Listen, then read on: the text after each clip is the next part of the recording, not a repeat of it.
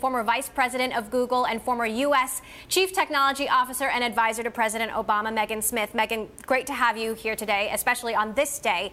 My first question is, when you read this, what was your reaction? You know, it's so offensive to see what this young man was writing, but it's helpful to see it in the public because many of the people working in Silicon Valley are experiencing this kind of microaggression culture that's coming from some of our younger employees, other employees who have these points of view and think that they're correct. They're just incorrect, and it was wonderful to see the reaction. One of wonderful alumni of Google, who's a distinguished engineer, wrote a terrific piece just counteracting every single one of his arguments. But it's there, it's insidious, and so many people, women of all races, men of color, experience what I call a death by 1,000 paper cuts. You know, this stuff is personal, it sort of comes at you, it's insidious, and it's all around the culture. And then when you're getting it, it's so personal, it's hard, and it's agile. It's hard to understand it as a pattern, but it's almost class action if you could see the pattern. So, look, you're an engineer yourself. For anybody out there who believes that there are biological reasons for the underrepresentation of women in engineering, please put this to rest. Yeah, it's a lot of mythology. I was lucky to go to MIT in mechanical engineering, and Chuck Vest, who was president of the university, ran a study with a lot of the university in the 90s.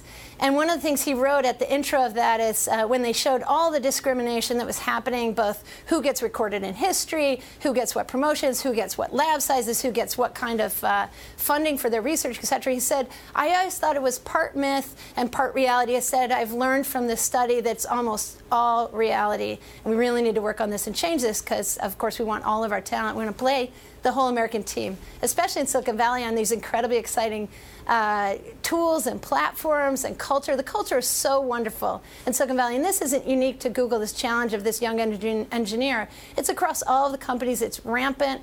And so we just have to keep working on this through the diversity work, and people are doing the work. You see Brian Chesney and the teams at Intel doing a great job, Apple, Facebook, others. Google has a lot of programs. We just have to be more vigilant. The most important thing here is that we need to move the priority up and directly address these kinds of challenges when they come and help these engineers evolve. You know, they are misguided and they're destructive to their colleagues. It causes people to leave the industry, and it's bad for shareholder value. You know, we know that more diverse teams make better products, have better results. So we want the genetic flourishing of all humanity, all the Americans, all the people of the world in on making these products, especially as we move to AI and data science. These are very powerful. We don't want to write this discrimination, racism, ageism, sexism into our algorithms, which is what can happen very easily if we don't nip this stuff in the bud as it appears.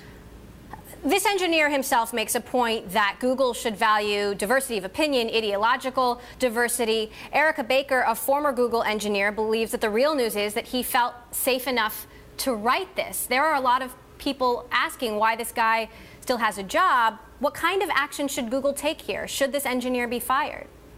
You know, I won't weigh in on that, but he should. There should be a very specific conversation with him and with others and with the company around this, because I think as Erica's memo and also Kate Houston and the other members are pointing out, he's acting as if it normalizes this kind of sexist, racist, ism type conversation, which is just all the facts are wrong in his memo. There are moments of reality and factual elements that are in there, but then he pulls out a conclusion that is just factually incorrect. And so we just have to catch that. You know, it's up to Google what they do, but I think the main thing is having open conversations. There's freedom of speech in our country. We value that. Here we are in the press. We value that so much, but we also, have social norms about things, and there really are rules about inclusion and disinclusion, and our minds have evolved. We're right near the Jefferson Memorial. You know, Thomas Jefferson, one of the quotes on the wall here says, I'm not a fan of the rapid change of law, but as the human mind evolves, we learn new things, and we can no longer wear the coat that fit us as a boy. And so racism, sexism, ageism, homophobia, all these things, we know that they have been rampant in our culture in the hundreds of years in past. None of us created them, but we all inherit them, and it behooves the tech industry and everybody to step right up.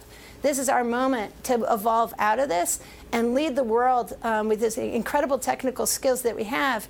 Tech can move so fast, and if it chooses to prioritize this higher and use its own technical skills and methods, we could probably move out of this much faster as a human society. On that note, sometimes it seems like 2 steps forward, 10 steps back. You're part of this tech jobs tour that's happening right now where you're trying to visit 50 cities, fill 100,000 open jobs. When you're out there in the country, how big are the challenges you're still seeing to women truly making advances in technology and filling these jobs? The problems are everywhere, but what's exciting about the Tech Jobs Tour, if you go to techjobstour.com, we'll be in San Francisco this week. We're just in Memphis, Cleveland, Birmingham, just across the country. We show up. It's like a career fair meets kind of a revival. At night, you've got companies there recruiting. You've got these new code boot camps and apprentice programs that are, a couple months straight into this higher paying jobs. The tech jobs pay 50% more than the average American salary, and the companies are starving for these people all over the country. So we're really on this this tour to just put together the tech communities, the businesses, the government leaders, and all of the great talent that's around our country, and get them together in the evening in these cities as we come together. We'll be in Milwaukee. Shortly we'll be in West Virginia and across Kentucky. I was just in Appalachia with wonderful coal miners who are graduating from boot camp. There were 1,000 coal miners who tried for 50 slots. Fabulous work. We can kind of reshore, like offshore, we can reshore a lot of these jobs into the rural parts of the country, into other places. Great new startups all over. The Memphis team, we saw one of my favorite ones was people had taken a container, those containers on the container ships, put STEM work stuff in there, put it down by the Mississippi near a playground, and young people were in learning coding and tech and Internet of Things. Wow. Inside of this place. It was fabulous. One guy had built his own portable sound studios. So just wonderful entrepreneurs all around the country, whether it's enterprise tech, which we saw in Cleveland, or whether it's more music tech there. So it's great stuff.